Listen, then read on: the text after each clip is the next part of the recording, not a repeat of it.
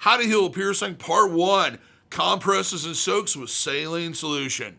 And Body Piercing Basics, episode number 49. So stick around.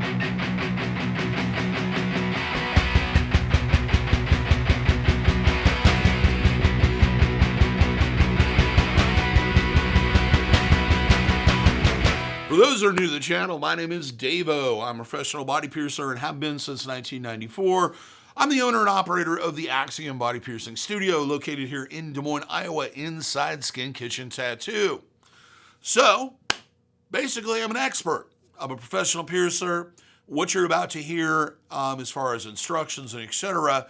is based on years and years of research in practical application by my clients and myself in evaluating their experience of what works and what doesn't work. So in other words, I'm not some teenage girl in their basement that says, I healed it out doing this. I'm an expert.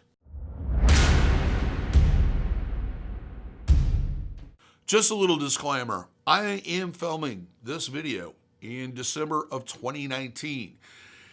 If you've gotten conflicting information from your piercer or myself even, in the future, like, maybe a year or so from now, discuss it with them.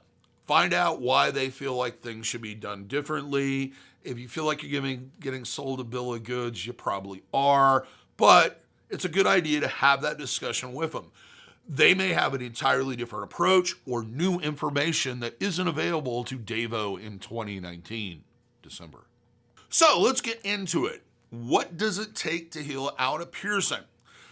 If you've come into my studio, what you're generally going to experience is a consultation that I talk about a little bit. And then we do the piercing, and then afterwards, I'm going to fill out one of these. I'm going to hand it to you. And then we're going to verbally go through exactly what I suggest as far as healing. Now, I always think it's important to have written instructions. Every pamphlet's different. There's a lot of generic ones out there. Some are more detailed than others. Personally, mine, you can download it directly off the site as soon as I get the current one up. Basically, what it has is, if you turn it over on the back, is some basic information that I can fill out with the size of the jewelry, the type of jewelry, what it was made out of, when it was done, who did it, and what the average healing time is. Also, it has all of my contact information below. When you open this front flap, there's a basic shopping list that you can check off of everything that you're going to need to heal out the piercing. Also, some additional things for other types of piercings. Then when you get into this, we have a lot of information about what the different stages of healing are like, what you should expect to experience, and what's going to happen. In the center, this part kind of describes exactly how to take care of it. We have some information on cross-contamination prevention, and then what you should do if you think you have an infection or other problem. Also, types of jewelry. There's a lot of piercers out there that think handing that over to you is perfectly fine. That's going to be enough information for you to do your job as a person who's healing out a piercing. Personally, I've had clients that seemed a bit annoyed that I would actually sit down and explain how to take care of it. And by the end of it, 99% of them said, wow, no one ever explained that to me. That makes sense now, why I shouldn't do that. So let's go into shopping, because everybody likes to shop.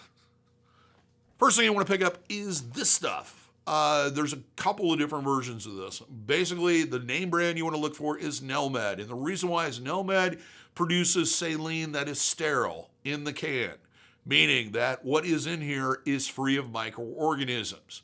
The reason why this is important is a lot of other products on the market will rely on things like food preservatives, like egg whites and etc., to keep microorganisms from growing inside the can. That's not good for a number of different reasons. First off, they try to sell that those things are antiseptics, which there's no real research on how food preservatives are going to work with humans. The second one being is that if you have any food allergies, it's not consistently marked in a way that you would easily know, oh yeah, there's egg whites in here and I'm allergic to egg whites and I shouldn't use this.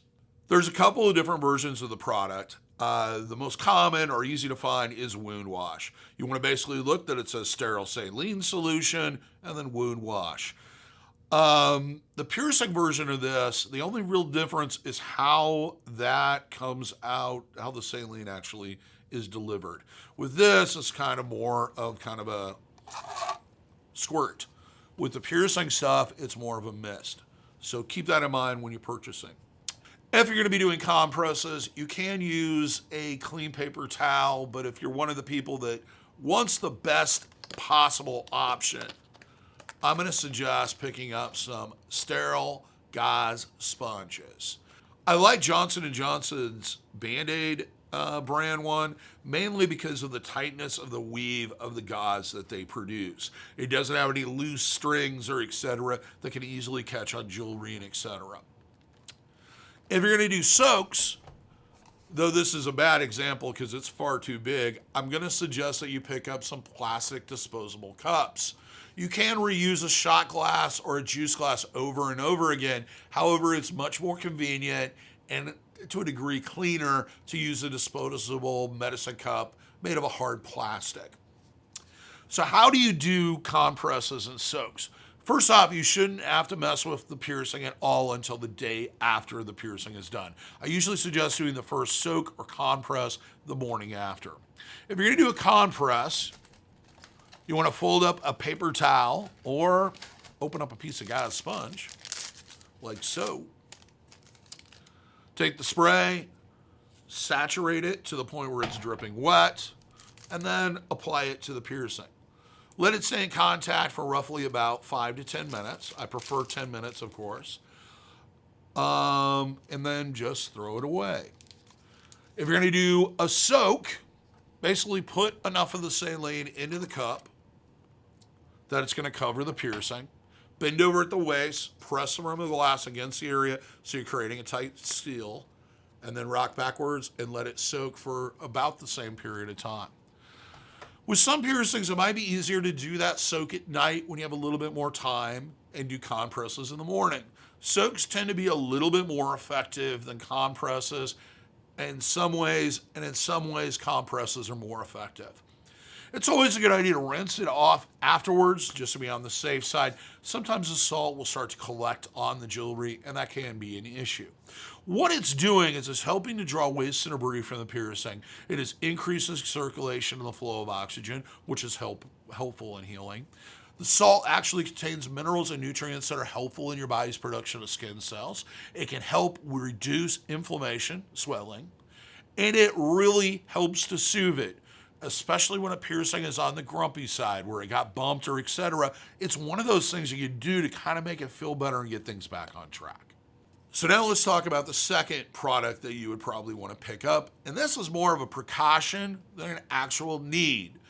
I do suggest picking up an antimicrobial or germicidal soap. Hopefully, if you take care of the piercing properly, you will never have to use it. It's best to use satin or Proven. Proven is what I generally would suggest.